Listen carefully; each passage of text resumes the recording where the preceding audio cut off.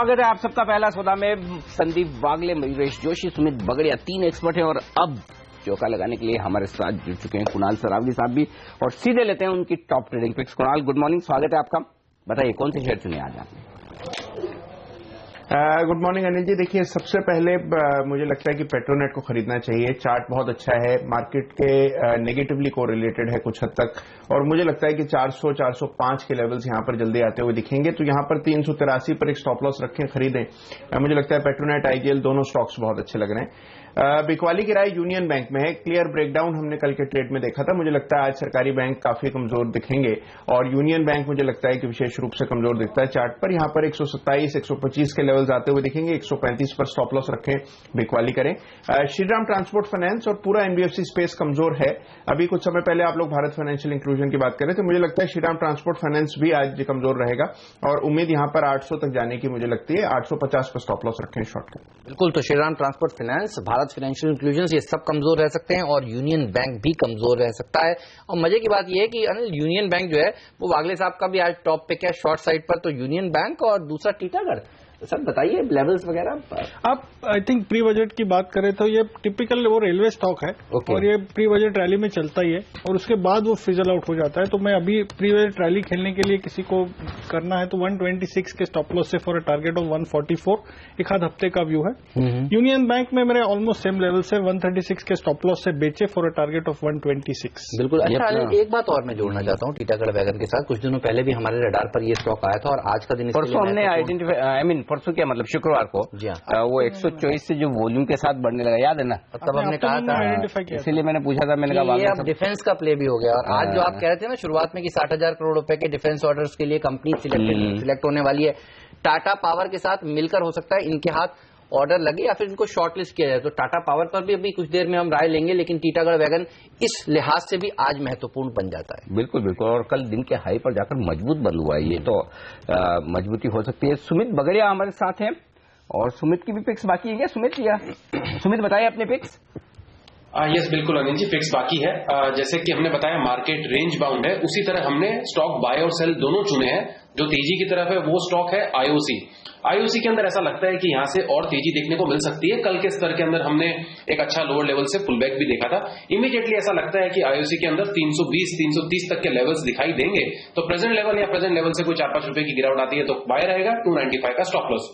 Sell side में JSW steel है जो कि वीक लग रहा है। ऐसा लग रहा है कि जेएसडब्ल्यू स्टील के अंदर यहां से करेक्शन देखने को मिल सकती है, जिसके अंदर 1550 और 1530 तक के लेवल्स हमको देखने को मिल सकते हैं। तो जेएसडब्ल्यू स्टील के अंदर 1600-1620 के आसपास सेल का पोजीशंस बनाए, 1650 का स्टॉप लॉस और नीचे में टारगेट 1530 हमको आने वाले कुछ ही दिनों में देखने को मिल सकता है। चलिए, तो रखिए नजर इन सब स्टॉक्स पर। लेकिन सुमित, एक बार टाटा पावर भी देखकर बताइए। जो मैं बता रहा था कि टीटागढ़ वैगन के साथ टाटा पावर को मिलकर कुछ ऑर्डर्स हाथ लग सकते हैं, जिस तरह की खबरें आज चल रही हैं, ये बताइए टाटा पावर के लिए महत्वपूर्ण लेवल्स कौन से हैं आज के लिए? एफएनओ का काउंटर है। देखिए, पावर के मोस्टली स्टॉक्स में हमने एक तेजी मेंटेन रहते हुए देखी है और कोई बड़ा दबाव हमको देखने को मिला नहीं है। टाटा पावर भी उनमें से ही एक स्टॉक है। टाटा पावर के अंदर इमीडिएटली हमने पिछले कुछ दिनों में 68 से 78 तक की रैली हमने देखी है 10 से 12 रुपए की। उसको देखते हुए ऐसा लगता है कि ओवरऑल काउंटर स्ट्रांग है, खाली ऊपरी लेवल से थोड़ा सा कोई दबाव देखने को मिलता है तो शायद हमको 75-76 के लेवल्स देखने को मिल सकता है। बट ओवरऑल अगर ऐसा दबाव मिलता है तो वो बाइंग अपॉर्चुनिटी होगी। प्रेजेंट लेवल्स पे भी बाई किया जा सकता है। अब दोबारा जब भी ये ऊपर में 80 का लेवल ब्रेक करेगा तो हमको ये काउंटर ऊपर में 84 से 85 इमीडिएटली शॉर्ट टर्म में ही दिखाई देगा। यानी ऊपर में 80 ब्रेक करते ही 84 से 85 का टारगेट होगा और नीचे में 2 से 3 रुपए की गिरावट मिलती है तो खरीदारी के मौके होंगे। आज आप सुबह से टाटा पावर सेक्टर पर बुलिश हैं। हाँ, और ये स्टॉक बहुत बढ़िया है। हाँ, तो सेक्टर इसलिए चुना है। बिल्कुल, आज एक्शन होने वाला है। देखते कितनी तेजी किन शेयरों में बनती है। एनटीपीसी, टाटा पावर और बाकी JSW energy, Reliance infra, Reliance power, ये तमाम शेयर आप रखिए रडार पर। आज यहां पर एक्शन होने की पूरी संभावना। चलिए, एक्शन की संभावना अब बनती दिख रही है। ओके, एसजीएक्स 50 देखिए पूरा रिकवर हो गया मुश्किल से, अब सिर्फ 2 अंक नीचे है। तो देखते हैं शुरुआत होने के बाद बाजार किस तरफ बढ़ते हैं और साथ ही प्री ओपनिंग सेशन में किस तरह का एक्शन होता है। पहले टिक आपकी स्क्रीन पर निफ्टी पर 40 अंक नीचे शुरुआत जरूर होती हुई दिख रही है, लेकिन अब 4 अंक ऊपर होता हुआ दिख रहा है निफ्टी और सेंसेक्स एकदम शांत शुरुआत दिखाता हुआ। एक्शन में कौन से स्टॉक है? सन फार्मा 7% नीचे, इन्फोसिस 1.5% का नुकसान, यस बैंक में 1.5% की। और तो फार्मा के लिए भी कुछ नेगेटिव खबरें कहीं मैं पढ़ रहा था तो चेक करना होगा। 1.5% नीचे खुला है और फार्मा और बीपीसीएल 5% ऊपर है, ओएनजीसी में 1.5% की मजबूती। तो शुरुआती कारोबार में ये कुछ एक स्टॉक्स हैं जो थोड़े एक्शन में आज आपको दिख रहे हैं। 8.5% औरोबिंदो 67.87 के मुकाबले मतलब आधा पैसे की मजबूती के साथ खुला है। कल ही के लेवल पर ऐसा कहना होगा कि कोई बदलाव नहीं है रुपए में, एकदम इससे ज्यादा सुस्त शुरुआत हो नहीं सकती कि आधा पैसा मजबूत खुले। 67.865 ये कल का क्लोजिंग लेवल था और आज खुला 86, यानी कि सिर्फ आधा पैसा मजबूत। ये स्टॉक का रुझान आपके लिए करेंसी मार्केट से आता हुआ दिख रहा है। एक और स्टॉक है मैक्लॉयड रसल, इस पर भी बात करते हैं क्योंकि ये शेयर जो है वो 27 फरवरी से एफएनओ से बाहर हो जाएगा। वैसे भी वॉल्यूम्स काफी कम होते थे इसमें जब ये एफएनओ में था भी, लेकिन अब बाहर हो जाए तो सुमित ट्रैक किया है आपने किस तरह की ओपन इंटरेस्ट अब तक बना हुआ है दिसंबर सीरीज में और क्या राय होगी अब?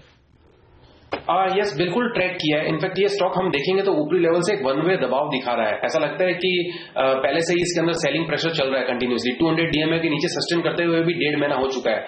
सारे सिम्टम्स तो वीकनेस के ही है। स्टॉक के अंदर इमीडिएटली भी एक ऐसा लगता है कि जो इमीडिएट नीचे में सपोर्ट जो बने हुए हैं वो है 145 146 लेवल्स के। अगर ये लेवल ब्रेक हो जाते हैं तो इसके अंदर फिर और गिरावट देखने को मिलेगी, जिसके अंदर स्टॉक शायद हो सकता है 130 के लेवल्स दिखाए, यानी एक बड़ा ब्रेकडाउन भी देखने को मिल सकता है अगर ये 145 के नीचे क्लोजिंग दे देता है। तो तेजी की बात, अगर ये स्टॉक ऊपर में 155 156 के ऊपर जाएगा तो ही तेजी बनेगी, अदरवाइज कोई भी पुलबैक में सेल करके काम करना चाहिए। स्ट्रक्चर देखते हुए ऐसा लगता है कि ये 145 के लेवल्स ब्रेक कर सकता है और अगर वो ब्रेक किया तो 130 125 ये लेवल्स हमको आने वाले कुछ महीनों में देखने को मिल सकता है। मयूरेश, लॉरस लैब्स ये आप ट्रैक करते हैं क्या? कल जो आईपीओ लिस्ट हुआ था, दमदार प्रदर्शन किया आईपीओ ने और कल न्योमुरा ने सुबह 7.5 लाख शेयर खरीदे भी हैं इस स्टॉक के 477.50 में। आपकी कोई राय है इस पर? नहीं, क्लोजली ट्रैक तो नहीं करता अनिल जी, लेकिन अगर ये स्पेस में जैसे मैंने कहा जो क्रैम्प स्पेस है, आई थिंक दीवीज में भी आई थिंक कुछ ऑब्जर्वेशंस निकले थे यूएस एफडीए की तरफ से, बट मुझे लगता है over a longer period of time अगर दीवीज यहाँ से करेक्ट होता है anywhere between 8 to 10% if it happens, एक बहुत अच्छा स्टार्टिंग पॉइंट मिल जाता है लॉन्ग टर्म इन्वेस्टर्स के लिए। Yes, the company is doing it's capex plan Kakinada और वाइजैक प्लांट के लिए जो 600-700 करोड़ का केपेक्स है और utilization levels current level of plant operations की 85-90% के आसपास है। एबिटा मार्जिन्स काफी स्ट्रांग है कंपनी के, अराउंड 38-39% और जैसे इनके कोर बिजनेसेस है, क्रैम्स थोड़ा लंबी हो सकता है but because of its association with global pharma companies I think उसमें एक सस्टेनेबिलिटी दिखती है और इनके पास 39 डीएमएफ अप्रूवल के लिए है। दो इनके ड्रग का जो पेन सप्रेसेंट है और कफ सप्रेसेंट है, आई थिंक दोनों ये ड्रग्स काफी अच्छी तरह से प्रदर्शन दिखा रहे हैं और top line bottom line growth I think काफी इंप्रेसिव है। तो वैल्यूएशंस थोड़े महंगे साइड पे रहते हैं दीवीज लैब्स के लिए, लेकिन अगर ये करेक्ट होता है तो मेरे ख्याल से if I do a peer comparison check and with the business model that Divi's carries, एक बहुत बेहतरीन I think long term pick हो सकती है। तो ये राय है, खरीदना चाहे तो हाँ डीवीज के लिए। लेकिन एक थोड़ी सी आज नेगेटिव खबर, नेगेटिव क्या मतलब खबर तो है ही है वो 500 करोड़ रुपए का एक प्रोजेक्ट है इनका काकीनाडा में और वहां पर चल रहा है प्रोटेस्ट। तो ये कह रहे हैं कि भाई जो 500 एकड़ लैंड आंध्र प्रदेश सरकार ने जो काकीनाडा के पास इन्हें अलॉट की थी, अगर यहाँ पर ये प्रोटेस्ट चल रहा है, ये रिजोल्व नहीं होता तो फिर ये इस प्रोजेक्ट को कहीं और शिफ्ट करेंगे। ये डीवीज लैब के लिए खबर तो दंगे हो वहां से दूर हो जाओ, तो ये खबर है। तो डीवीज लैब के लिए मैंने कहा हाथों हाथ खबर है, ये तो बता दूं आपको। चलिए, खबर हो ना हो और एक्शन अगर आपको ट्रेडिंग की तरफ लेना है तो फिर आपके लिए सही होता है स्टॉक 2020 का मैच देखना, जो हर रोज होता है सुबह 7:30 से 8 के बीच में। हमारे दोनों कैप्टन्स बड़ी मेहनत करके ढूंढ कर लेकर आते हैं आपके लिए बेहतरीन थीम्स और ट्रेडिंग आइडियाज, जो न सिर्फ उस दिन के लिए बल्कि आगे आने वाले कई दिनों हफ्तों के लिए भी आपको दे सकते हैं बेहतरीन मुनाफा। चलिए आइए देखते हैं आज के 20 बेहतरीन खिलाड़ी स्टॉक 2020 के।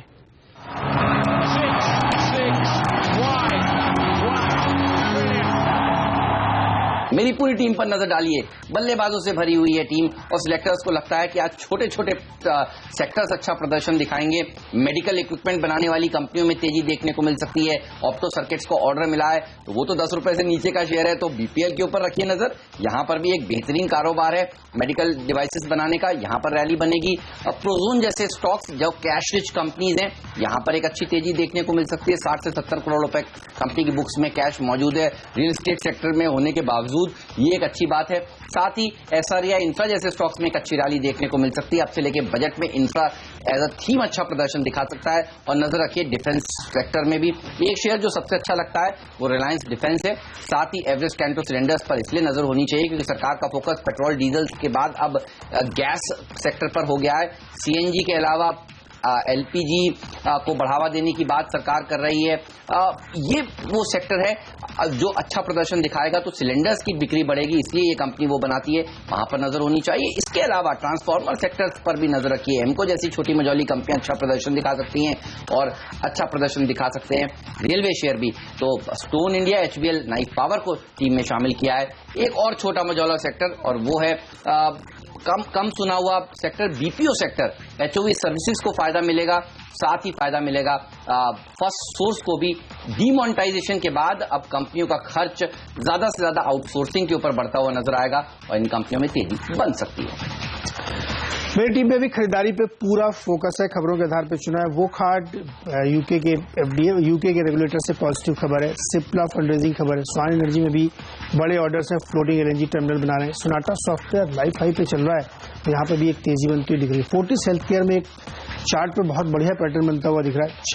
शायद ये हो सकता है यहाँ से एक बड़ा ब्रेकआउट दे, वहाँ खरीदारी की। एस्टेक लाइफ साइंसेज बेहतरीन वैल्यू अनलॉकिंग की खबरें हैं इसमें। टेमासेक अपनी स्टेक बेचने वाला, रिवर्स मर्जर की भी खबरें। केईआई इंडस्ट्रीज एक टाइप किया उन्होंने जर्मन कंपनी के साथ, में फिनिक्स मिल ने स्टेक खरीदा है एक दूसरी छोटी छोटी यूनिट्स के अंदर।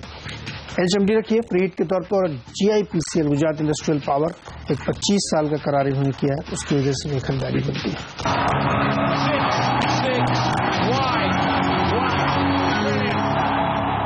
चलिए, और एक शेयर जो हम लोग ले नहीं पाए क्योंकि वो 10 रुपए से नीचे वाला था, वहां भी खबरें थी। ऑप्टो सर्किट देखिए 15% मजबूती के साथ खुल रहा है, अब 10 रुपए 70 पैसे का भाव। तो हालांकि कल से एंटरटेन हो जाएगा टीम अगर 10 के ऊपर बंद हो गया तो ठीक बात है। तो चलिए, ये वो स्टॉक्स हैं जिस पर नजर रखिएगा। लेकिन बीपीएल देखिए, जब ऑप्टो चलता है तो बीपीएल भी चलता है, इसलिए उसको ले लिया था, तो वो 7% मजबूती के साथ खुलने के संकेत दे रहा है। छोटे छोटे सेक्टर्स अच्छा प्रदर्शन दिखा रहे हैं आज के दिन। और एसजीएस निफ्टी जैसा कि अनिल बता रहे थे, अब आप देखिए हरे निशान में अनिल जो आया है, निफ्टी भी देखिए मजबूती के साथ खुलने के संकेत दे रहा है। एचएमटी 5%, ये तो लगता है नीरज का टारगेट खुलते ही हासिल हो जाने वाला है। एसआर या इंफ्रा ये भी मजबूती के साथ खुलने के संकेत दे रहा है। और पिछले कुछ दिनों से काफी अच्छा प्रदर्शन इसने दिखाया भी है। कुछ देर पहले हमारे एक और एक्सपर्ट थे जो कह रहे थे कि इसे खरीदना चाहिए। बादल साहब, आशीष कुकरेजा जी जो कह रहे थे इसे खरीदना चाहिए। बादल साहब, एसआर या इंफ्रा, इसके चार्ट्स कैसे लगते हैं आपको? माइल्डली पॉजिटिव मैं कहूंगा हेमंत। ये सपोर्ट लेवल है जो मुझे अट्रैक्ट करता है कि 73, 72 ये ब्रेक नहीं होगा, लेकिन मोमेंटम 77 के ऊपर आएगा और तब 81, 82 की हम बात कर सकते हैं। लेकिन उसके लिए 77 क्रॉस करना जरूरी है। ये इस वक्त आपके लिए राय है। एक और स्टॉक जो औरोबिंदो फार्मा, देखिए 1.5% नीचे खुलने के संकेत दे रहा है यहाँ पर प्री ओपनिंग सेशन में। इसके चार्ट्स पर राय बताएं जरा कुणाल, क्या अहम सपोर्ट लेवल है इस स्टॉक के लिए? 2% नीचे खुले तो क्या करना चाहिए? देखिए, कमजोर चार्ट स्ट्रक्चर है। हालांकि देखिए कल हमने अनिल जी इसमें पुल बैक आते हुए देखा, लेकिन कल का भी प्राइस एक्शन देखेंगे तो ऊपरी लेवल से ये नीचे आकर के करेक्ट होकर के बंद हुआ। तो मुझे लगता है कि जो 700 का रीजन है वहां पर बहुत स्टिफ रेजिस्टेंस से काउंटर फेस कर रहा है। मुझे नहीं उम्मीद है कि उसके ऊपर ये तुरंत चला जाएगा। यदि गिरावट बनी तो कुछ सपोर्ट 680 पर है। ये लेवल टूट जाने के बाद सीधा बड़ा सपोर्ट 640 के आसपास है। तो मुझे लगता है कि ओवरऑल ट्रेजेक्टरी बेरिश है और कल का उछाल एक बहुत अच्छा अवसर था जब इसको बेचा जा सकता था, और आज भी इस पर बिकवाली करे तो मुझे लगता है कि इसमें और नीचे के लेवल्स देखने को मिलेंगे और नीचे जा सकता है ये स्टॉक। और जो हर रोज नीचे जा रहा है उस पर भी देख लीजिए, आप नजर डाल लीजिए। मंधाना इंडस्ट्रीज 10% का लोअर सर्किट कल लगा था और आज भी कोई राहत की बात नहीं है। लोग फंसे हुए हैं यहाँ पर, साफ तौर पर सर्किट पर भी देखिए बेचने की कोशिश लगातार लोगों की जारी है। दिक्कत वाली कंपनियां ध्यान रखिएगा, दूर रहना चाहिए। मंधाना रिटेल 5% का लोअर सर्किट यहां पर भी लगा था और आज भी लगता नहीं कि कोई राहत की बात है। ट्री हाउस, ये वो प्रॉब्लम वाले स्टॉक्स हैं देखिए जो मैं आपको बता रहा हूं प्री ओपनिंग सेशन में, क्योंकि वो इसलिए बता रहा हूं ताकि लोगों को अगर बेचने हैं तो बेचकर निकल जाए। 20% के 2 लोअर सर्किट यहां पर भी लग चुके हैं और आज लगता है मौका मिल जाएगा। 7% नीचे खुल रहा है, 7% कल भी नीचे खुला था लेकिन उसके बाद सीधा सर्किट पर लगा था। ये कुछ प्रॉब्लम वाले शेयर। चलिए, अच्छा एक और स्टॉक कॉन्फिडेंस पेट्रो, ये भी 5% के नीचे। मैं क्यों 7.5 रुपए वाला शेयर ये जिक्र कर रहा हूँ क्योंकि मैं अभी एक पढ़ रहा था, ये स्टॉक 5-7 दिनों से सर्किट लगा रहा था। देखिए कॉन्फिडेंस पेट्रो लेकर आइए जरा एक शेयर, और ये इसलिए सर्किट मारा था, पहले थोड़ा लंबा चार्ट दिखाई कि कल बोर्ड बैठक थी और बायबैक होने वाला, तो मैं भी सोचा छोटे स्टॉक में बायबैक बड़ा हो रहा है, कॉन्फिडेंस नहीं आया। हाँ, लेकिन कल इनके बोर्ड ने रिजेक्ट कर दिया कि बायबैक नहीं होगा, मतलब ये डिटेल्स बायबैक तो सट्टे वाले शेयर बायबैक के नाम पर चलाए जाते हैं। उसके बाद ये स्टॉक देखिए 5% ऊपर, 5% बढ़ने के बाद अब 5% नीचे वाला, देखिए क्या कुछ होता है आगे देखेंगे। फिलहाल यही है, देखिए सुनील हाईटेक 5% का निचला सर्किट आज फिर से, ये तो मतलब इनके वो स्लोप वाला सिस्टम नहीं, सीढ़ियों वाला ही है, या तो ऊपर ही जाना है या नीचे ही आना है। तो ये भी लगातार हर रोज सुनील हाईटेक नीचे का सर्किट लगाता हुआ।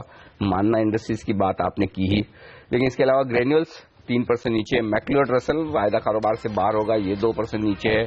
तो इन शेयरों में भी एक्शन नेगेटिव साइड पर। प्रीतिश नंदी कम्युनिकेशन, हाँ ये स्टॉक बताइए, इसके चार्ट्स जरा मानस क्या कह रहे हैं, क्योंकि 7% मजबूत दिख रहा है मुझे प्री ओपन सेशन में। प्रीतिश नंदी सॉरी कुणाल मानस से याद आ गया, कुणाल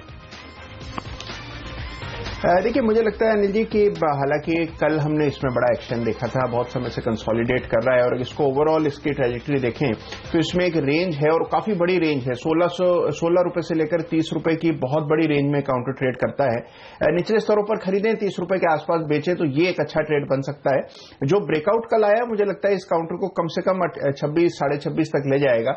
तो जिनके पास पोजीशन है होल्ड करें, 26, 26.5 के आसपास मुझे लगता है कि इसमें प्रॉफिट बुक करके निकल जाएगा। ओके, तो इस पर रखिए नजर। सारे डिजिटल कंटेंट वाले शेयर अब एक्शन में आने लगे हैं। कल ये 20% ऊपर से, और कल ये कौन सा था, शेमारू, जहां पे 24 लाख शेयरों का कारोबार हुआ कल एक बड़े ब्लॉक में 398 रुपए पर। कॉकटेल मॉरिशस, इन्होंने हेमंत खरीदारी की। चलिए, तो इस कंपनी पर भी रखिए नजर।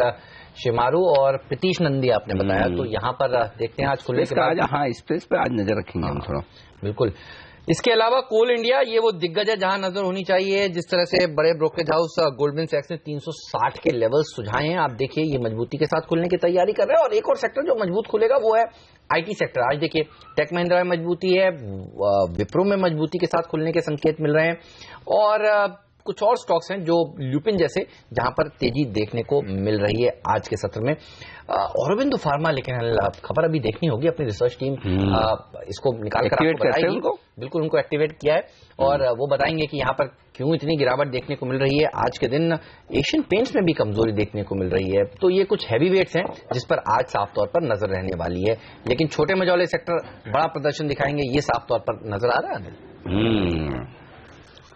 तो शांत शुरुआत है, बुरी नहीं है। 8100 के ऊपर खुलने की हम तैयारी करते हुए दिख रहे हैं, और ये अभी भी वोखाड़ में 2.5% की मजबूती दिख रही है। 700 रुपए के आसपास खुलने के संकेत दे रहा है। एक बार मैं वोखाड़ पर राय ले लूं सुमित से। सुमित, 700 पे खरीदेंगे आप?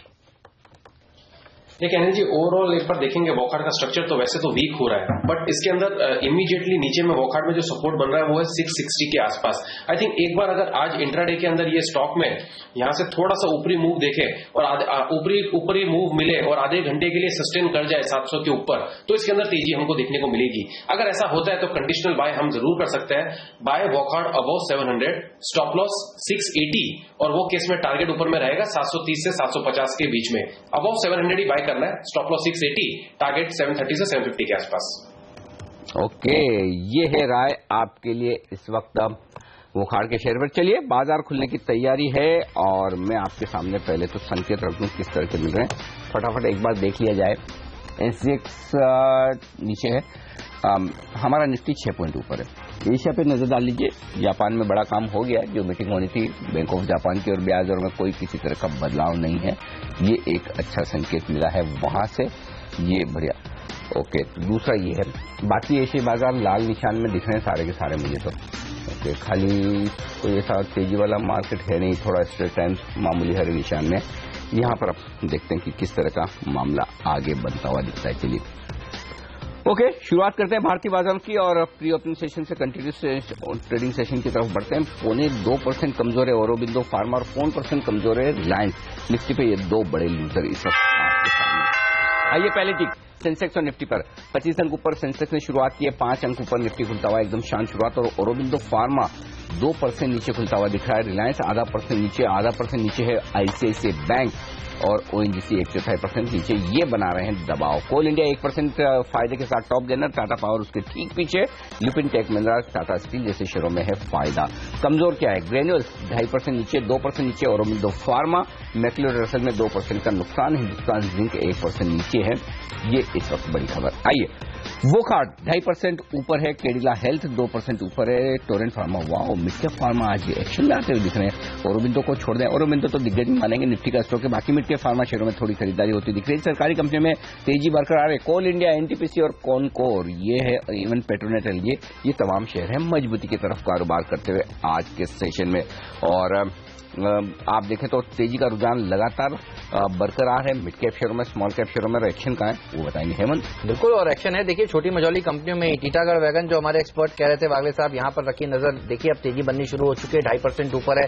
और साथ में आज इसको आपको टाटा पावर को भी नजर में रखना चाहिए, क्योंकि कुछ ऑर्डर्स है डिफेंस के 60,000 करोड़ रुपए के आसपास के हैं, जहां पर आज शॉर्टलिस्ट किया जाना है। तो इन दोनों कंपनियों में आस पूरी बनी हुई है, यहां पर तेजी बन रही है। सुबह सुबह सोनाटा सॉफ्टवेयर में देखिए तेजी बनती हुई नजर आ रही है, जो कुछ देर पहले हमारे एक्सपर्ट्स ने कहा था 2% ऊपर है। लेकिन ऑप्टो सर्किट्स 90 करोड़ रुपीस के आसपास का ऑर्डर मिला है, 14% की मजबूती यहां देखी जा रही है। और जब ऑप्टो चलता है तो मेडिकल इक्विपमेंट बनाने वाली दूसरी कंपनी बीपीएल में तेजी देखने को मिलती है, 7% मजबूत ये भी ट्रेड कर रहा है। नीरज का फ्रीड शेयर 5% के अपर सर्किट एचएमटी में देखिए लग चुके हैं। एचओवी सर्विसेज अनिल 11% मजबूत है, जानेंगे इसके चार्ट कैसे लग रहे हैं अपने एक्सपर्ट से। एसआरईआई इंफ्रा यहां पर देखिए 3.5% की तेजी देखने को मिल रही है। केईआई इंडस्ट्रीज में भी अच्छी रैली बनती हुई खबरों के दम पर। ये जो पावर की एंसिलरीज वाले स्टॉक्स हैं, देखिए इन्होंने अच्छा प्रदर्शन दिखाना शुरू कर दिया है। एमको में भी ट्रांसफार्मर बनाने वाली कंपनी 5.5% मजबूती के साथ ट्रेड करती हुई आपको नजर आएगी। तो छोटे शेयर बड़ा उछाल आज के दिन दिखा रहे हैं। मंदाना इंडस्ट्रीज 10% के लोअर सर्किट पर, मंदाना रिटेल 5% के लोअर सर्किट पर। फिर से देखिए आज के दिन प्रॉब्लम होती हुई। ट्री हाउस में भी 5-6% की गिरावट देखने को मिल रही है। ग्रैन्यूल्स इंडिया जहां पर मार पड़ी है रेगुलेटर्स की यूएस के, देखिए ये शेयर भी 3% कमजोरी के साथ ट्रेड कर रहा है। औरोबिंदो फार्मा 2.5% कमजोर हो चुका है। मैं ये देखा था कहीं खबर ये आ रही कि शायद इनकी हैदराबाद प्लांट के लिए कोई यूएस एफडीए से ऑब्जर्वेशन लेटर मिलने की खबरें चल रही है। वो कितनी सही है गलत है वो देखना होगा। मैं कब से वही कारण ढूंढने की कोशिश कर रहा था कि औरोबिंदो फार्मा जैसा शेयर इतना कमजोर क्यों खुल सकता है। देखिए हम बताएंगे आपको अगर कोई इस तरह की खबरें हुई तो फिलहाल इंतजार करें आप। लेकिन हाँ, कमजोरी जरूर स्टॉक में होती है। मतलब मैं सुबह सुबह ट्रेड ढूंढने की कोशिश करता हूँ कि कहाँ पे एक्शन हो रहा है। एफएनओ में एक भी स्टॉक ऐसा नहीं है जहां पर ओपन इंटरेस्ट 1% से ज्यादा कम या ज्यादा हुआ हो। वो बता रहा है कि मामला कितना सुस्ती का है। बिल्कुल सुस्ती चौतरफा देखने को मिल रही है। सबसे अच्छा प्रदर्शन दिखा रहा है वो खाद जिसका हम जिक्र कर रहे थे, और सेकंड टॉप गेनर जो है वो टाटा पावर ही है। आप देखिए यहां पर भी तेजी की पोजीशंस बनती हुई। कोल इंडिया जिसको गोल्डमैन सैक्स ने 360 का टारगेट दिया है, ये तीसरा स्टॉक है जो सबसे अच्छा प्रदर्शन आज के दिन दिखाता हुआ नजर आ रहा है। अच्छी बात यह है आईटीसी जैसे हैवीवेट्स भी 1% की मजबूती के साथ इस समय ट्रेड कर रहे हैं। लेकिन छोटे शेयरों में देखिए एक्शन सबसे ज्यादा देखने को मिल रहा है। जीआईपीसीएल इन्होंने एक कॉन्ट्रैक्ट किया है पावर परचेज एग्रीमेंट गुजरात ऊर्जा विकास निगम के साथ। आप देखिए ये शेयर भी 3% की मजबूती के साथ ट्रेड कर रहे हैं। अच्छी बात यह है कि सेंसेक्स 50 हरे निशान में ट्रेड कर रहे हैं कल की सेकंड हाफ में गिरावट के बाद, और मिड कैप इंडेक्स भी हरे निशान के साथ कारोबार करता हुआ। बैंक निफ्टी लाल निशान से हरे निशान में इस समय आ रहा है। बिल्कुल, तो मजबूती है और ठीक है। 8,100 के ऊपर और 8,125 के ऊपर थोड़ा टाइम टिक जाएंगे तो मजबूती होने की थोड़ी संभावनाएं बढ़ती हुई भी दिखेगी, जो हमारे लिए अच्छा होगा। ये एक संकेत साफ तौर पर है। इस बीच औरोबिंदो कमजोरी बढ़ाता हुआ 3% नीचे। चलिए इसी पर एक राय ले ली जाए चार्ट पर। वागले साहब कहाँ आ गया ये? अनिल जी, ट्रेडिंग के तौर पे मुझे और थोड़ा डाउनसाइड दिखता है। 660, 665 ये एक लेवल है जहां पर सपोर्ट मिलना चाहिए। अगर वहां पर नहीं मिलता है तो रियल चिंता की बात होगी। 665 ब्रेक होगा तो 630 की तरफ जा सकता है। ओके, तो औरोबिंदो फार्मा के लिए मुश्किल की घड़ी और भारत फाइनेंशियल इंक्लूजन्स के लिए भी मुश्किल की घड़ी है। देखिए कल 5% रुका था और आज भी 1.5% की गिरावट देखने को मिले। सुमित, कोई ट्रेड लेना चाहिए क्या भारत फाइनेंशियल इंक्लूजन्स में इस लेवल पर, या देर हो चुकी है? सेल का ट्रेड लेना चाहिए। जैसे कि हमने अभी थोड़ी देर पहले भी बात करी थी, 580 और 580 ब्रेक किया तो 550 के लेवल्स हमको देखने को मिलेंगे। काउंटर वीक है, सेल करके काम करे। इमीडिएटली भी सेल किया जा सकता है। 580 इंट्राडे में आ सकता है और 580 का लेवल ब्रेक होते ही 550 के लेवल हमको देखने को मिलेंगे। तो यहाँ पर थोड़ी और कमजोरी बढ़ सकती है, ये संकेत साफ है। आईजीएल ये एक और स्टॉक है, सुमित बताएं क्या ये कमजोरी के लिए तैयार होता दिख रहा है या मजबूत होगा? क्योंकि कमजोर तो 0.5% हुआ है, लेकिन ओपन इंटरेस्ट बढ़ा है यहाँ पर 2.5%, लगभग 40,000 शेयरों से। क्या करना चाहिए? नहीं जी, शायद हो सकता है कि ये वीकनेस दिखा सकता है, क्योंकि पिछले 3 दिन से ये ऊपरी लेवल्स पे टेल छोड़ रहा है। टेल छोड़ रहा है मतलब ऊपरी लेवल से हमको दबाव देखने को मिल रहा है। इमीडिएटली ये 907-8 रुपए के आसपास अभी ट्रेड कर रहा है। अगर इंट्राडे में इसने 902 टू बी वेरी प्रिसाइज 900 रुपए का लेवल अगर ब्रेक कर दिया इंट्राडे में, तो फिर ये वीकनेस दिखाएगा, जिसके अंदर हमको 870 के लेवल्स देखने को मिलेंगे। फ्रेश तेजी 920 रुपए के ऊपर ही करनी चाहिए। जब तक ये ऊपर में 920 रुपए का लेवल नहीं तोड़ता है, तब तक तेजी नहीं करनी चाहिए। मेरे हिसाब से प्रेजेंट लेवल पे ही सेल कर दीजिए, 907-8 के भाव पे 920 का स्टॉप लॉस, और जैसे ही 900 तोड़ेगा तो कन्विक्शन स्ट्रांग हो जाएगा for the targets of 870। Right. और एक और टाटा ग्रुप के स्टॉक्स पर रखिए नजर। साइरस मिस्त्री जी ने कल अचानक से सारी कंपनियों से इस्तीफा दे दिया है। Tata motor, Tata global beverages, Tata chemical, Tata steel, Tata power, Indian hotel, और ये सारी कंपनियां इस समय हरे निशान के साथ ट्रेड कर रही हैं। तो वो जो हैंगओवर था एक तरह से वो निकला है। अब देखना होगा कि ये मामला कोर्ट में जाता है और कितना आगे खिंचता है। लेकिन अगर इस सारे सेक्टर में देखिए, इस सारे पैक में देखिए, सबसे अच्छा प्रदर्शन तो टाटा पावर ही आज के दिन दिखा रहा है। टाटा पावर सुमित, इस पर क्या राय बन रही है? पोजीशंस कैसी बनी है? जैसे हमने कहा था थोड़ी देर पहले, पावर के मोस्टली स्टॉक्स में तेजी लग रही है और टाटा पावर उनमें से एक काउंटर है। तेजी करना चाहिए। 80 का लेवल जैसे ब्रेक करेगा तो 84-85 के लेवल्स हमको देखने को मिलेंगे। इनफैक्ट ये अभी इमीडिएटली अगर ये 80 तो मुझे लगता है शायद आज ही हमको देखने को मिल सकता है, और 80 का ब्रेक होते ही 4 से 5 रुपए की तेजी हो प्रेजेंट लेवल्स पे बाय बन रहा है, बाय करके चलना चाहिए। टाटा पावर पे बड़ी तेजी बनती हुई दिख रही है। एक और स्टॉक JSW एनर्जी, इस पर भी मैं आपसे राय लूंगा। उससे पहले एक बार स्टॉक 2020 का अपडेट देख लीजिए, कौन से स्टॉक्स हैं जो दमदार प्रदर्शन करते हुए दिखाएं। HOV सर्विसेज, BPL, एमको, आज हेमंत दमदार परफॉर्मेंस है। अच्छा, HOV सर्विसेज पे एक बार सर चार्ट देखकर बताइए कैसा लगता है, जब तक आप दूसरे स्टॉक।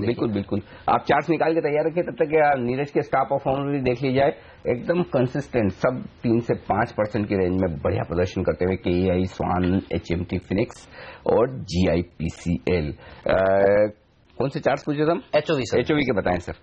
नहीं, क्लियर नहीं है पैटर्न। और सोनाटा सॉफ्टवेयर के नीरज की टीम का ये सोनाटा मुझे बहुत अच्छा लग रहा है, और not only as a trade but weekly pattern इसका बहुत अच्छा है। सोनाटा तो मेरे ख्याल से आपने 1-2 दिन पहले 3 दिन पहले मैंने कवर किया था, बिल्कुल। और मुझे लगता है इसमें एक बड़ी मूव, अभी 200, 190, 200 है, ये 230, 240 तक पोजिशनल व्यू है, और नीचे में हो सकता है 194, 195 आ जाए, मैं ज्यादा ऐड करूंगा। तो बेहतरीन तेजी दिखा। अच्छा कुणाल, BPL के चार्ट देखकर बताइए। आज देखिए इस शेयर ने भी बेहतरीन प्रदर्शन दिखाया है। ऑप्टो सर्किट में तो सर्किट लगी गया है, खैर उसकी बात करना अब फिजूल है, क्योंकि 18%, 19% तो ऊपर है। लेकिन BPL ये क्या और ऊपर जा सकता है? देखिए, कुछ रेजिस्टेंस हेमंत चार्ट पर 76 के रीजन में दिखाई दे रही है। अभी 71 चल रहा है, तो मतलब अगर देखिए 76 को ये पार कर पाता है तो डेफिनेटली फिर 85-90 तक ये काउंटर जा सकता है। मुझे लगता है कि थोड़ा सा यहां पर कॉशन एक्सरसाइज करना चाहिए। 76 पार हो डिसाइसिवली तभी इसमें खरीदें। इस बात की भी संभावना है कि इसी रीजन में 76 से 71 के रीजन में काफी वक्त बिता सकता है। तो मेरी राय में एक बार के लिए वेट करें, 76 पार हो तो ही खरीदें। सिटी नेटवर्क्स, ये स्टॉक देखिए। सिटी नेटवर्क्स में आज ये सब जो हम इनकी बात कर रहे थे, ये सब केबल, मीडिया, ये स्टॉक्स एक्शन में देखें होते हुए दिख रहे हैं। यहां पर नजर रखिए, सिटी नेटवर्क्स में 3.25% हिस्सेदारी बदली है। बहुत बड़ा ट्रेड हुआ है। BSE पर लेकर आएंगे ये स्टॉक। सिटी मतलब CITI नहीं है, SITI। हाँ, ये एग्जैक्टली यही वाला केबल सर्विसेज देने वाली केबल सर्विसेज। 1 करोड़ 41 लाख नहीं, ये BSE पे बताइए, NSE पे नहीं, BSE वाला चाहिए। आप ठीक बता रहे हैं। 1 करोड़ 41 लाख शेयरों का कारोबार हुआ है। बहुत भारी भरकम वॉल्यूम है। 3.25% इक्विटी ने हाथ बदला। 3.25% भयंकर वॉल्यूम हुआ है इसमें। जरा चार्ट देखिए आगले साहब, क्या हो रहा है सिटी नेटवर्क में। ये अनिल जी ब्रेकआउट आया है, 40 का वो लेवल है, आई थिंक 40.45-50 ऊपर ही ट्रेड हो रहा है। तो एक 39 का स्टॉप लॉस, 42, 43 का टारगेट, 2 से 3 दिन का व्यू है, शायद 44 तक भी जा सकता है। बड़ा एक्शन होता हुआ दिख रहा है BSE पर। 3.25% हिस्सेदारी बदलना, ये जी ग्रुप की कंपनी नहीं, जी ग्रुप की कंपनी है ना सिटी, पहले सिटी केबल शायद मेरे ख्याल से इसका नाम हुआ करता था, राइट? सही कह रहे हैं आप, एक बार और चेक करता हूँ। ये जो स्टॉक एक्सचेंज में देखें, एक और स्टॉक जो आज हम बात कर रहे थे, देखिए प्रीतिश नंदी कम्युनिकेशन जो कल ऊपर के सर्किट पर था, आज देखते हैं अभी बिल्कुल जी ग्रुप की है, सुभाष चंद्रा जी की कंपनी है और टेलीफिल्म्स की 100% शेमारू में कलेक्शन हुआ। एक और स्टॉक हेमंत इसी स्पेस का जो मुझे समझ में आता है कि बड़ा इंटरेस्टिंग, सारेगामा। जो अगर ये जो अमेजन और जो नेटफ्लिक्स में इतनी कंटेंट खरीदने की बात हो रही है, तो ये डिजिटल कंटेंट में ये स्टॉक देखना चाहिए जो सबसे पुराना। वागले साहब याद है ना आपके जमाने में वो क्या बोलते हैं उसको, ग्रामोफोन के ऊपर बड़ी वाली जो सीडी आती थी? सीडी आती सर ये फेयर नहीं है, हमारे जमाने में बोलिए। मेरे जमाने में मैं ये चार्ट पे कमेंट करना चाहता हूँ। पैटर्न पॉजिटिव है, 240 का भाव है, 235 के स्टॉप लॉस से ट्रेड कर। आपने मुझे बोलने नहीं दिया, उसके पहले आपके टारगेट। अच्छा आपका टारगेट, चलिए पहले आपका टारगेट बताइए, चलिए पहले बताइए आपका टारगेट। नहीं, मेरा ट्रेडिंग टारगेट होगा 260, जो कि यहाँ से 8-10% है। तो 5 रुपए का रिस्क लेके 15 रुपए 17 रुपए अपसाइड है। इसमें मुझे एक्साइटमेंट मिली, इसके लिए मैं सॉरी मैं पहले ही कूद पड़ा। नहीं, इसमें मैं आपको बताऊं, सारेगामा मेरे ख्याल से सबसे ज्यादा कंटेंट अगर मूवीज का हिंदुस्तान में किसी के पास है तो यही कंपनी है, अनडाउटेडली। 1 लाख से ज्यादा इनके पास गाने हैं, 10,000 से ज्यादा। लाइब्रेरी का अगर वैल्यूएशन करे ना तो करोड़ों रुपए में, मतलब मेरे ख्याल से इसके मार्केट कैप से नहीं तो भी 5 गुना ज्यादा का आराम से होता। और रमेश दमानी जी उन्होंने इस शेयर में खरीदारी करके रखी, अभी मुझे नहीं पता 250, अब उन्होंने क्या भाव में खरीदी वो मुझे याद नहीं है, लेकिन सारेगामा में ये उनकी खरीदारी। अगर ये जो डिजिटल पे जाने की जो बात हो रही ना, अब क्या आपको नोट देके तो गाने और ये सीडी ये सब खरीदने वाले सिस्टम बंद हो जाएंगे, जब हर काम आपका स्मार्टफोन पे ही होना है। तो 10-20 रुपए आप गाना.com या कौन सा एक और सावन था, उनको महीने का 10-20-25 रुपए में चाहिए, जितने सारे आपको 1 लाख गानों पे एक्सेस मिलती है, तो कोई क्यों पैसा खर्च करेगा? तो डिजिटल क्रांति में ये एक स्टॉक है जिस पर नजर रखनी चाहिए मेरे ख्याल से। हाँ, एक और चीज बताऊं, रिलायंस म्यूचुअल फंड में जहां तक मुझे याद है सुनील सिंघानिया जो चलाते हैं उन्होंने भी 6-7% हिस्सेदारी इसमें ले रखी है। बिल्कुल, तो ये एक बढ़िया वैल्यू पिक है बड़े इन्वेस्टर्स द्वारा। तो यहाँ पर भी देखिए आज तेजी होती हुई नजर आ रही है और ये स्पेस कल से जैसा कि अनिल बता रहे हैं बजेंगे, लेकिन सिटी देखना होगा ये दरअसल बेचा किसने और खरीदा किसने, क्योंकि 3.25% हिस्सेदारी ने हाथ बदले। बड़ी बात से देखते हैं कि सिटी नेटवर्क में इस समय किस तरह का ट्रेड हो रहा है। करीब 10% की मजबूती सिटी लाने की कोशिश करते हैं। SITI सिटी नेटवर्क, हाँ देखिए 8-8.5% मजबूत है। तो देखना होगा ये 36 रुपए 75 पैसे में ये हिस्सेदारी बिकती हुई नजर आई है। ओके, ये है इंटरेस्टिंग। इस वक्त हम यहाँ पर ये 40 रुपए के आसपास ट्रेड कर रहा है। ओके, जो डील हुई है वो नीचे हुई है बेसिकली, मेरे ख्याल से डिस्काउंट उसके बाद स्टॉक चलना शुरू। तो वही होता है, जनरली लोग मानते हैं कि डील हो गई है और अब सेलिंग प्रेशर कर। हाँ, मैं JSW एनर्जी की बात कर रहा था। यहाँ पर भी हेमंत वही खबरें चल रही कि शायद इनका एक कर्नाटक गवर्नमेंट के साथ पावर परचेज एग्रीमेंट साइन होने की बात हो रही है। किस प्राइस पे होता है वो इंटरेस्टिंग होगा। अगर वो होता है तो JSW एनर्जी के लिए ठीक उसी तरह से बड़ा होगा जो NTPC की हम ये सब बात करें। तो एक ये स्टॉक है, अगर चार्ट्स पर कहीं कोई एक्शन नजर आता तो वो पूछा जाए। कुणाल, क्या कुछ अहम सपोर्ट लेवल हैं कहीं आसपास, कहीं खरीदना चाहिए JSW एनर्जी अगर खरीदना हो तो? क्योंकि अगर ये PPA की जो बात चल रही है कि विजयनगर का इनका जो प्लांट है जिसके लिए हो सकता है कि ये कर्नाटक सरकार के साथ में 750 मेगावाट का प्लांट है, जिसके मेरे ख्याल से 2 दिन पहले खबर भी आई थी, स्टॉक भागा था 4-5%। अब वागले साहब हम बात कर रहे थे ना शुक्रवार को, कब था ये जब भागा था कि हमें पता नहीं चला कि क्या हुआ, अचानक क्यों भागा? गुरुवार को इसमें ब्रेकआउट आया है और कंसोलिडेशन फेज में है। तो मुझे लगता है जब तक ये 59 के नीचे नहीं जाता है, मैं JSW एनर्जी फ्यूचर्स की बात कर रहा हूँ, तो ये पॉजिटिव रहेगा। और ब्रेकआउट का वो लेवल है लगभग 6250, 6260, उसके ऊपर ट्रेड होता है तो 65-66 तक जाएगा। तो फिलहाल हल्का सा पॉजिटिव बट साइडवेज व्यू है। हाँ, फिर मैं एक्चुअली कुणाल से पूछ रहा हूँ, आपके पास आई नहीं तो कुणाल आप राय दीजिए अपनी चार्ट पर। नहीं, मैं वागले साहब के व्यू से पूरी तरह सहमत हूं अनिल जी। मुझे लगता है कि कंसोलिडेशन यहां चल रहा है। अगर ओवरऑल चार्ट देखें तो एक बॉटम बनता हुआ दिख रहा है, लेकिन अभी वो पूरी तरह से इन प्लेस नहीं है। मुझे लगता है कि एक बार ये 64 के रीजन को डिसाइसिवली पार करे तो अग्रेसिवली बाय कर सकते हैं। और मान लीजिए खबरें पॉजिटिव आती हैं तो ये 64 को शायद पार भी कर जाए, लेकिन उसके ऊपर ही बाय करना चाहिए। मुझे लगता है फिलहाल के लिए वेट एंड वॉच करें, 64 के ऊपर बाय करें। 64 के ऊपर करें। कल देखिए हम कह रहे हैं प्रतीश नंदी में अच्छी तेजी देखने को मिली, आज 5-6% कमजोरी के साथ ये शेयर ट्रेड कर रहा है। शुरू हो गई मतलब कल 20%। एक्चुअली इसमें यही है, आपने पॉइंट एकदम सही लिया है, एक दिन ऊपर एक दिन नहीं, लोगों को ये समझना पड़ेगा कि क्वालिटी कहाँ है, अल्टीमेटली किसके पास कंटेंट है, जिसके पास कंटेंट है वही शेयर चलेंगे, हर कोई नहीं चल सकता, राइट। तो ये एकदम परफेक्ट है आज का एग्जांपल कि प्रतीश नंदी में सबको पता है कि कितना कंटेंट है। अब सिंपल बात तो वही है ना, देखिए हाँ, अब छोटी प्राइस वाला स्टॉक भाग जाए, अल्टीमेटली कल डील तो हुई शेमारू में, भागा प्रतीश नंदी और कंटेंट है सारेगामा के पास। बिल्कुल, चलिए तो नजर रखिए, बहुत जो बता रहे हैं काम की बात है। प्रतीश नंदी वैसे क्वालिटी वाइज अगर बड़े बड़े सवालिया निशान है इस कंपनी के ऊपर, तो दूर रहना चाहिए प्रतीश नंदी। अच्छा, एक चीज और बता दूं, जहाँ हम सवाल उठा देते हैं ना वहाँ फिर सवाल उठते ही है, फिर ये बात तो पक्की है।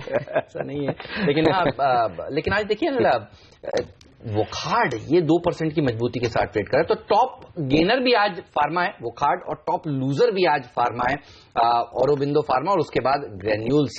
यहां पर देखिए दबाव देखने को मिल रहा है। भारत फाइनेंशियल इंस्टीट्यूशंस ये शेयर भी प्रेशर में है। अच्छा अनिल, अच्छी बात ये लग रही है कि मार्केट देखिए आज जितनी देर भी अब तक कारोबार हुआ 15 मिनट हरे निशान में है, और मिड कैप्स में अच्छी तेजी देखने को मिल रही है। सुबह सुबह अच्छा सोचना, अच्छा मूड रखना ठीक रहा, मतलब ऐसा बिल्कुल है ना, मंदी नहीं लग रही थी तो मतलब ठीक ही रहा। अच्छा, अच्छी बात, और उससे अंदर बढ़िया ये है कि एक गिरने वाले शेयर के सामने देखिए 2 बढ़ने वाले शेयर हैं, तो बाजार का जो मूड है और जो अंडरलाइन स्ट्रेंथ है वो दिख रही है इस समय। लेकिन एक सेक्टर जिसके लिए खराब खबरें लगातार बनी हुई हैं वो है टेलीकॉम सेक्टर, और व्यू मयूरेश आपसे लेना चाहता हूं। अब सरकार कह रही है कि गांव-गांव में डिजिटाइजेशन का अगर रेवोल्यूशन को फैलाना है तो डेटा फ्री देना होगा। अब देना तो कंपनियों को ही पड़ेगा। तो देखिए आज आइडिया भी नीचे है, आरकॉम भी नीचे है, और मेरे ख्याल में भारतीय एयरटेल भी, जी हाँ भारतीय एयरटेल भी नीचे है। ये बताइए, एक नई मुसीबत आई है इन कंपनियों के ऊपर। पहले तो ये जूझ रही थी कंपनियां रिलायंस जियो के कंपटीशन के साथ, और रिलायंस जियो ने तो देखिए मुफ्त सेवाएं दे रखी हैं और आगे भी देने वाला है। अनाउंसमेंट कुछ दिनों पहले आया था, लेकिन ये कंपनियों के लिए एक नई मुसीबत लग रही है आपको? आई थिंक दिक्कतें इनकी कम हो ही नहीं रही है हेमंत जी। तो जैसे आपने राइटफुली कहा, आई थिंक जियो के लॉन्च के बाद कॉम्पिटिटिव इंटेंसिटी प्रेशर्स इतनी बढ़ गई है मार्केट में, तो मेरे ख्याल से आई थिंक जो डेटा प्लान्स है, जो रीप्राइसिंग हुई है, जो फ्री वॉइस कॉल्स काफी कंपनियों ने अनाउंस किए हैं, आई थिंक एक क्लियर इंडिकेशन देता है on how the industry is shaping up. दूसरा, आई थिंक जो ऑक्शनिंग हुई है अब तक एयरवेव्स की, जितनी डेट इन्होंने बैलेंस शीट पे ली है, शायद उसको सर्विस करने के लिए जिनके पास कैश फ्लोज हैं, ये कंसिस्टेंटली वापस बिजनेस में डालने पड़ेंगे on both counts. A, to service the debt, and B, I think जो इनका नेटवर्क अपग्रेडेशन है वो आई थिंक सुधारना पड़ेगा एवरी पीरियड, यानी पीरियोडिकली। तीसरा, आई थिंक जैसे ये फ्रीबीज देते रहते हैं, जो कोर डेटा पैरामीटर्स है इनके, आरपूज हो या डेटा को लेके, आई थिंक जितना डेटा रेवेन्यू होता है पर मेगाबाइट, वहां पे कंसोलिडेशन देखने मिलता है या गिरावट देखने मिलती है। And largely I think that should get compensated by an equal percentage in terms of increase in volumes, वो हमें शायद देखने नहीं मिलता। इसलिए आई थिंक जो कॉम्प्रेशन आते हैं नंबर्स में, ये मेरे ख्याल से आई थिंक बरकरार रह सकते हैं at least for some time to come. और जो मेरा कॉल था लार्जर टाइम पीरियड पे कि स्टॉक्स अंडर परफॉर्म करेंगे, आई think that call will still hold good at least for the next 2 quarters.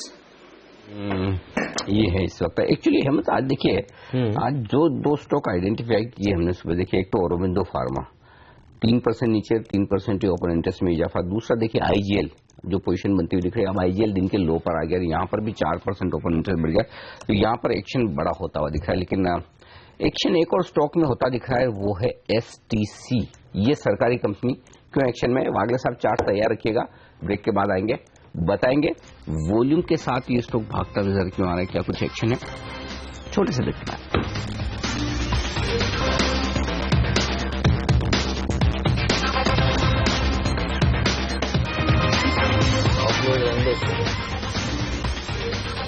चालीस अंक ऊपर है सेंसेक्स, निफ्टी 9 अंक ऊपर, और मिड कैप इंडेक्स मुश्किल से हरे निशान में, बैंक निफ्टी मुश्किल से लाल निशान में। एक स्टॉक की जो मैं बात कर रहा था एसटीसी, अब ब्रेक के पहले ओ माय गॉड 9% का उछाल इस स्टॉक में आता हुआ दिख रहा है। और वॉल्यूम देखिए 10 दिनों का एवरेज वॉल्यूम है 2,78,000 शेयरों का, वही वॉल्यूम 2,78,000 शेयरों का आज सुबह सुबह हो चुका है। एनएससी पर देखिएगा stock STC state trading corporation, कोई खबर तो ऐसी सुनने में नहीं आई, खाली ये सरकारी कंपनियों में सब दौड़े इसलिए हम भी दौड़े, वैसा हाल है। बिल्कुल वैसा ही है, क्योंकि आप देखिए आज एफएनओ में क्या भाग रहा है, पीएससी, गेल, आरईसी, कोल इंडिया, ये सारी की सारी सरकारी कंपनियां हैं जहां पर देखने को मिल रही है। जी हाँ, टॉप 10 एफएनओ गेनर्स में इन सब के नाम शामिल हैं। तो आज जो हम कह भी रहे थे कि जब बाजार कमजोर हो, ठंडा हो, लोगों को आइडिया की कमी हो, तो ये सरकारी कंपनियां अच्छा प्रदर्शन दिखाती हैं। आज वैसे ही हो रहा है। बिल्कुल। तो ये स्टॉक्स एक्शन में एमएमटीसी देखिए 4.5% मजबूत है। एमएमटीसी एसटीसी कोई कुणाल पर चार्ट्स पर आपको दिख रहा है एक्शन?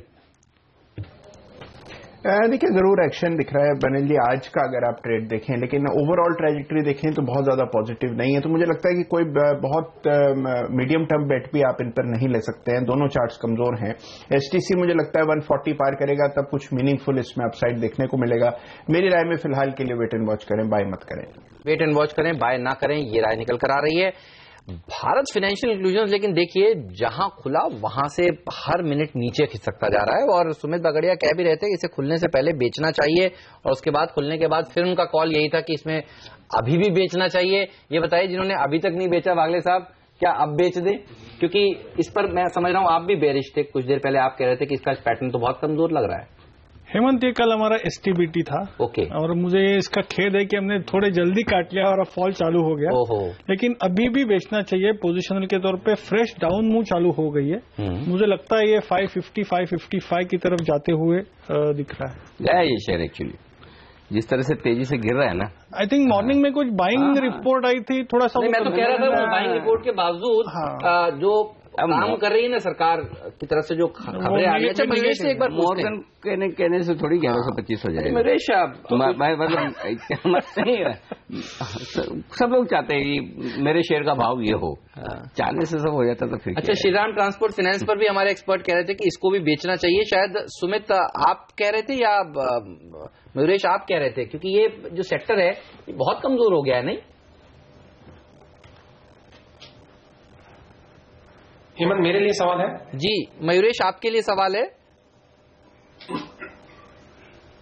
लार्जली हेमंत जी अगर हम देखेंगे कि आई थिंक जो सेक्टर की दिक्कतें हैं, I think nobody really knows Hemant ji कि आई थिंक क्वांटम क्या होगा in terms of volume and value the growth. और जैसे हम डिसबर्समेंट्स की बात सुनते हैं रियली आफ्टर डीमोनेटाइजेशन, इसका एक्चुअल इम्पैक्ट कैसे पड़ेगा in terms of asset quality pressures as well.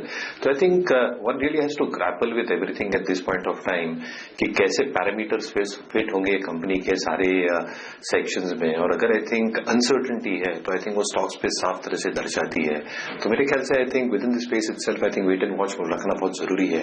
Wait for results to come through, remonetisation, recirculation happening, disbursements happening, कैसे इनके लोन्स वापस आ रहे हैं, ये सारी चीजें समझना बहुत जरूरी होगा। तो I will not be venturing into any of these stocks at least eight this point of time.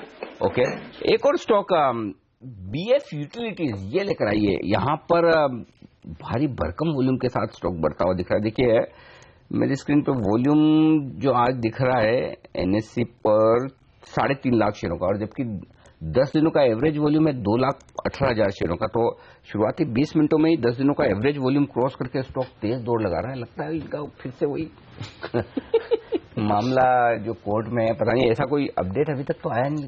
अच्छा ये पूरे ग्रुप के स्टॉक से भाग रहे हैं। देखिए बीएफ इन्वेस्टमेंट, बीएफ यूटिलिटी का चार्ट देखिए वागले साहब। जी पॉजिटिव है, 415 का स्टॉप लॉस होगा 10 रुपए का, और अपसाइड 450 455 मतलब 30 रुपए का टारगेट बनेगा। ये तो एक दिन में आता है, आज इंट्राडे का ही है। क्या बताया? 415 का स्टॉप लॉस, अभी भाव चल रहा है 424, और अपसाइड 455 का टारगेट आज और कल तक आना चाहिए। 455 वागले साहब आजकल बड़े एकदम दबंग तरीके से देने लगे। पहले बहुत डरते थे आप, मतलब एक दिन का पूछते थे 7 दिन का बताते हैं, बस 7 दिन का पूछते एक दिन का बताते हैं। वागले साहब के चार्ट एकदम फर्स्ट क्लास हो गए, मस्त एकदम। चलिए अब आज के लिए तो विदा लेना पड़ेगा वागले साहब, कल फिर से आपसे चार्ट पे पूछेंगे। मयूरेश, सुमित, कुणाल, आप सबका भी बहुत बहुत शुक्रिया आज सुबह हमारे साथ जुड़कर तमाम शेयरों पर अपनी राय देने के लिए। ब्रेक का वक्त है और ब्रेक के उस पार हमारे साथ बाजार के एक और जाने माने दिग्गज शामिल हो रहे हैं जिनकी शेयरों पर और बाजार पर सलाह आपको बेहद पसंद है। जी हाँ, इंडिया इन्फोलाइन के संजीव भसीन साहब इस ब्रेक के बाद।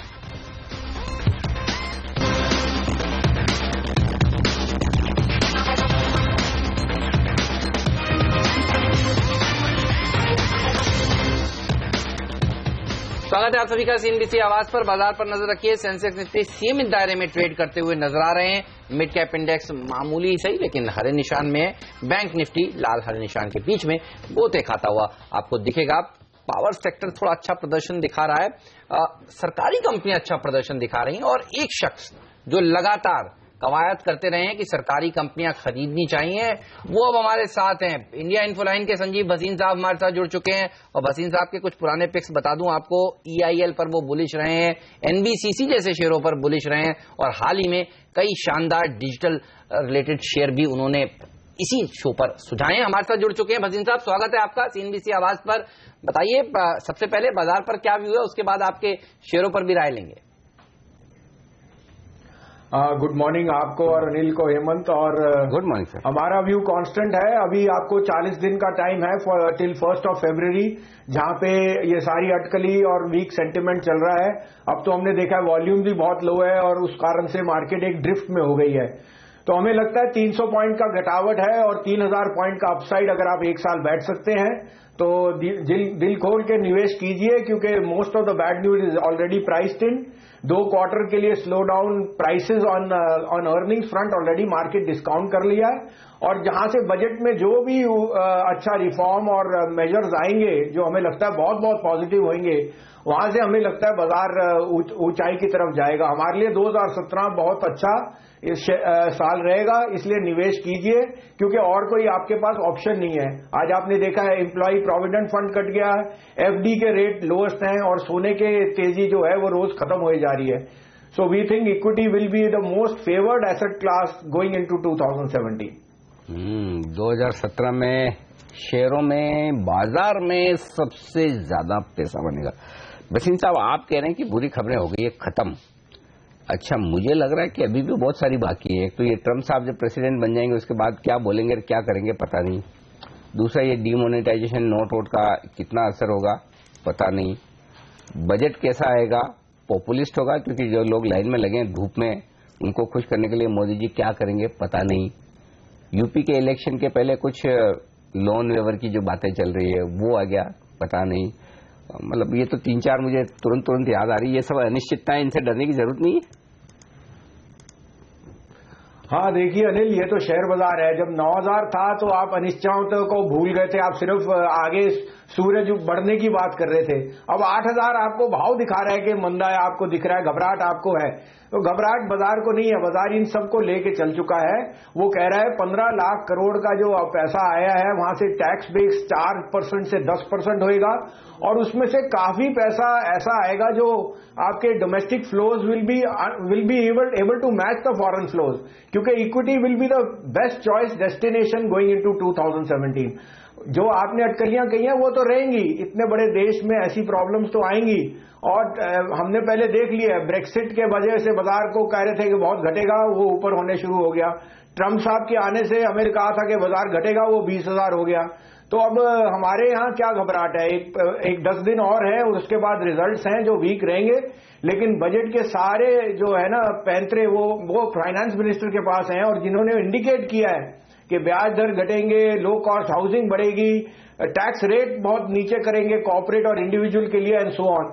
तो आगे तो हमें देखना ही है, आगे पिक्चर अभी बाकी है हमारे हिसाब से। वो जो बोल रहे हैं ना भसीन साहब की बड़े बड़े देशों में छोटी छोटी बातें होती रहती है। लेकिन मैं भसीन साहब का कॉन्फिडेंस ही चेक कर रहा था। उनका सारे नेगेटिव बता दूं। ठीक बात है।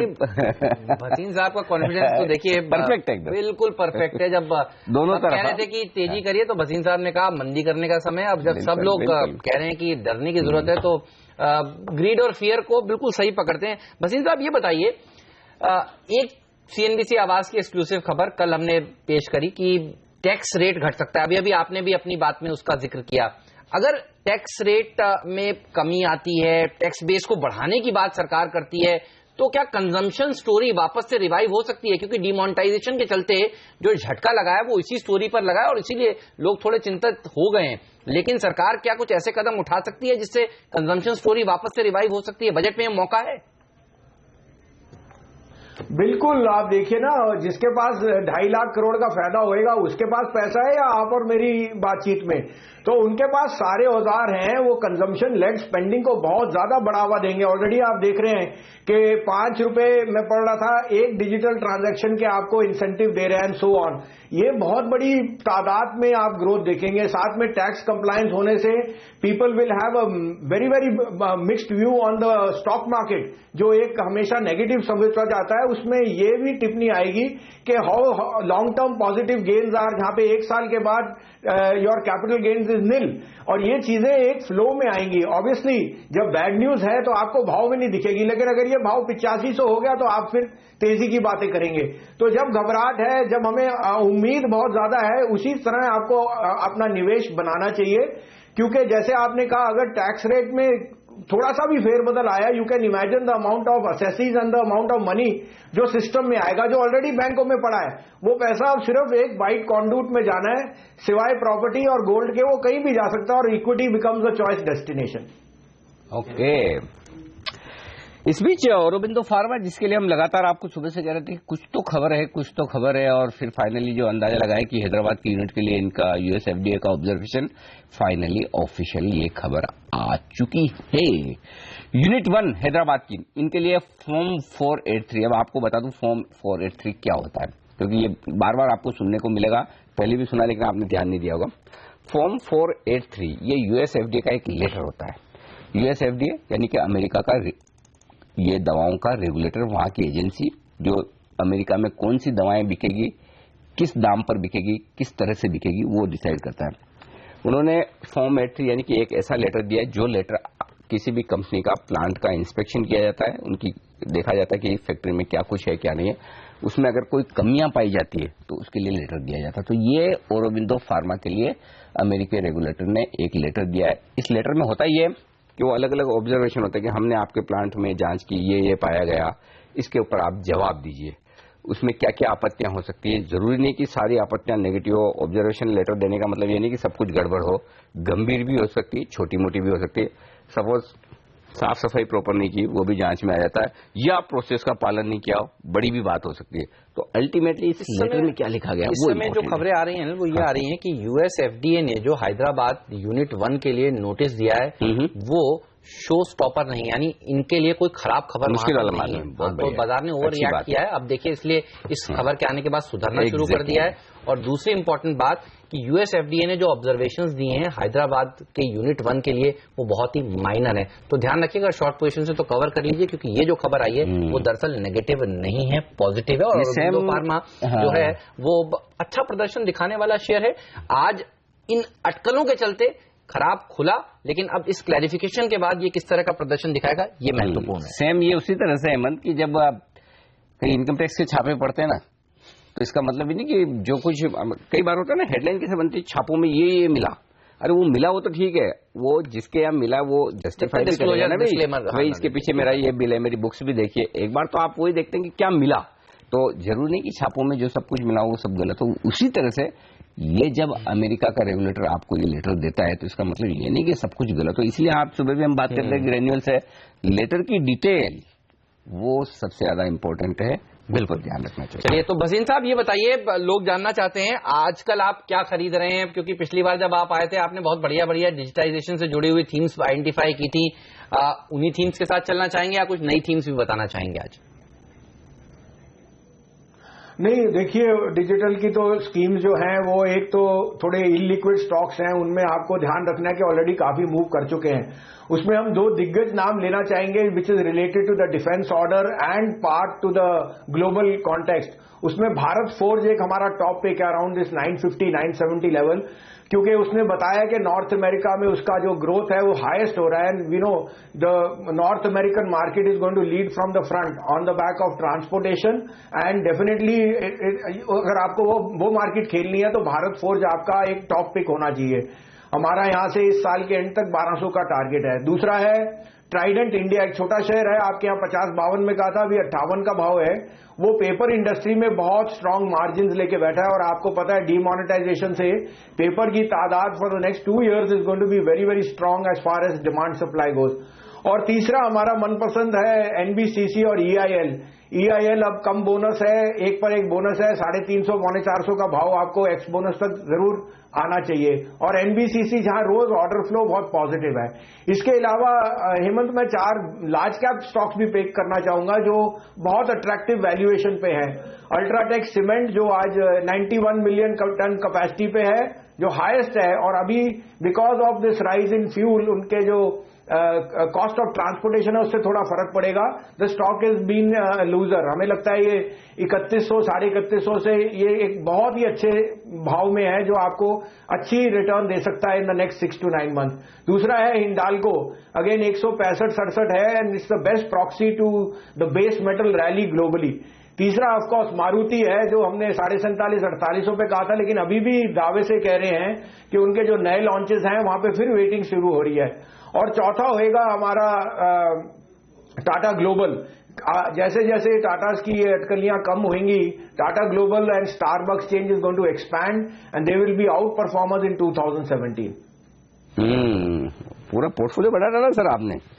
चलिए एक बार दोहरा दूं हमारे दर्शकों को, दिग्गज शेयर खरीदे तो मारुति, अल्ट्राटेक, टाटा ग्लोबल, हिंडाल्को भी और हिंडाल्को, 4 स्टॉक इन पे नजर रखिए। निफ्टी के ये 4 स्टॉक, निफ्टी में टाटा ग्लोबल नहीं है लेकिन दिग्गजों में मानिए इसको।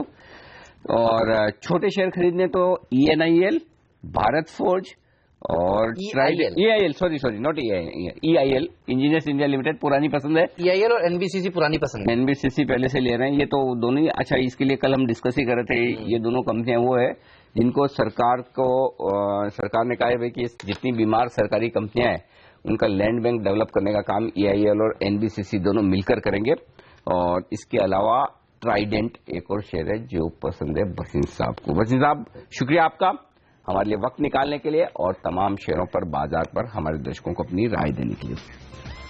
चलिए, तो बाजार ने की है मिली जुली शुरुआत और दिशा की तलाश में, लेकिन अच्छी बात 8100 के ऊपर टिके रहने में कामयाब है निफ्टी। पहला सौदा में आज के लिए इतना ही, लेकिन आप बने रहिए CNBC आवाज के साथ, क्योंकि ब्रेक के बाद हम आपको बताएंगे कमोडिटी बाजार की ओपनिंग कैसी होने वाली है, और ये आपको बताएंगे प्रियंका संभव जो दिल्ली से हमारे साथ जुड़ रहे हैं। फिलहाल हम दोनों को दीजिए इजाजत। नमस्कार।